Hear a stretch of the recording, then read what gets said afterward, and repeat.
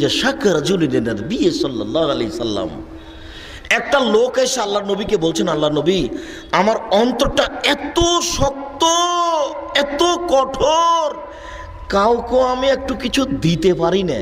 যতবার টাকা কর্জ চাই খালি বলি মাফ করো, ভিক্ষা চাইলে বলি মাফ করো। কর্জ চাইলে দিতে চান না কেন? টাকা থাকার পরে না বলেন কেন? 1 টাকা দান করলে 10 নেকি হবে, আর 1 টাকা কর্জ দিলে 18 নেকি হবে। বেশি কেন? কর্জ দিলে ঠিক মতো পাওয়া যায় না, এই জন্য সমাজের কর্জ উঠে গেছে। তখন মানুষ ব্যাংকে গেছে, লোকটার ছেলের হাত ভেঙে গেছে, আপনাকে বারবার বলছে ভাইজান আমাকে 5,000 টাকা দেন, আমি ছেলেকে নিয়ে একটু মেডিকেলে যাই, আপনি দিচ্ছেন না কেন? কোন স্বভাব এটা? জরুরি মানুষকে কর্জ দিতে শিখুন, জরুরি। সবাইকে বলছি।